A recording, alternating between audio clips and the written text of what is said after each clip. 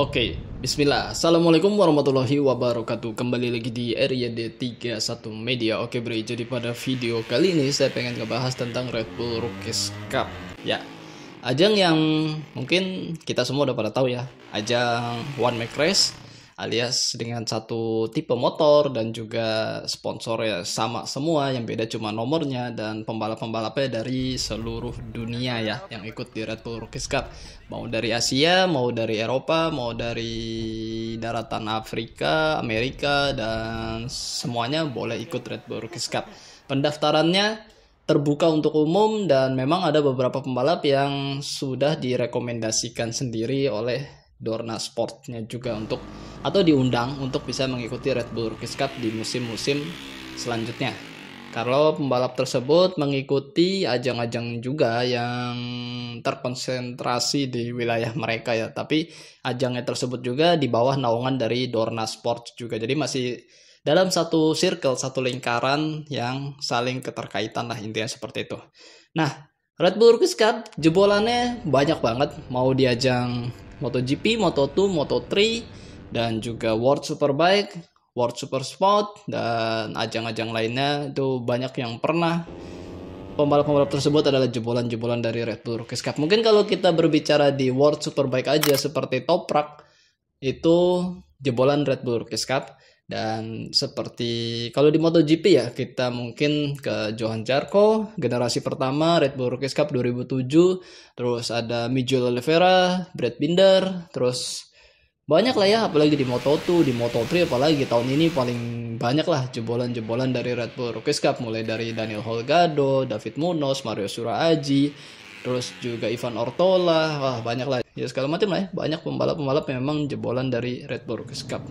Nah, di tahun ini Indonesia memiliki wakil yaitu Fadila Arbi Aditama, pembalap asal Purworejo, Indonesia, yang juga sebelumnya mengikuti ajang yang di bawah naungan dari Dorna Sport ya, kita sebut aja Asia Talent Cup. Dan tahun ini dia bisa berkesempatan di Red Bull Rookies Cup 2022. Kalau generasi-generasi sebelum Fadila Arbi Aditama itu ada Mario Suraaji mulai 2019, 2020, 2021.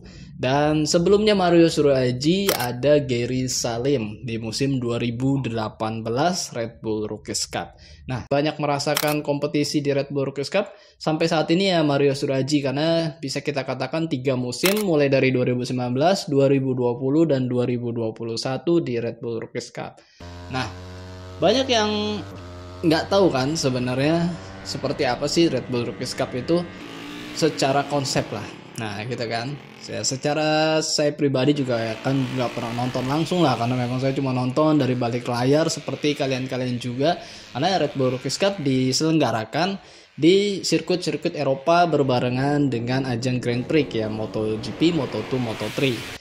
Seperti apa sih rangkaian-rangkaian sebelum race dan juga sesudah race. Dan ya, jadi selain disuruh balap aja, mereka juga diajari untuk bisa men-setup motornya secara mendasar ya, dan memegang-megang tools, kunci-kunci untuk mengencangkan baut-baut ataupun men-setup dari motor yang akan dia pakai sendiri. Jadi pembalap tuh nggak yang duduk manis dan siap untuk balap ketika race ataupun free practice, kualifikasi, tapi mereka benar-benar yang harus bawa kopernya, dorong-dorong motornya juga, terus juga harus berkonsultasi juga dengan mekanik yang pendamping mereka untuk menentukan seperti apa setup yang harus digunakan ketika race ataupun kualifikasi dan free practice. Jadi mereka nggak yang duduk manis ya kalau kita melihatnya, tapi mereka lebih kepada benar-benar mandiri, dibuat semandiri mungkin. Ini memang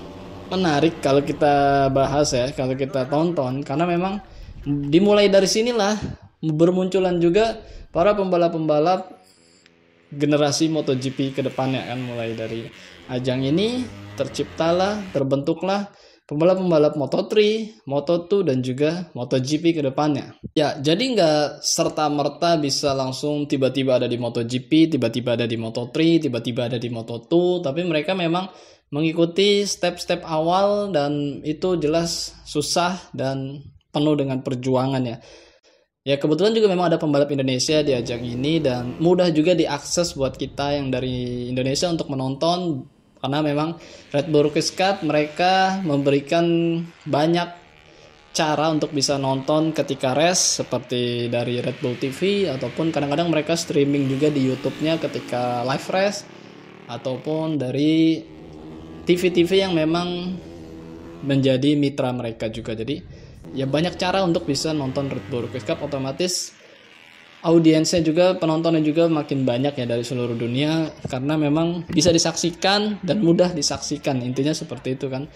Dan itu yang orang akhirnya bisa melek bahwa wah, kayak musim kemarin ya, kita bahas 2021 deh, kita ngelihat gimana kuatnya Daniel Holgado, David Alonso, ya kan?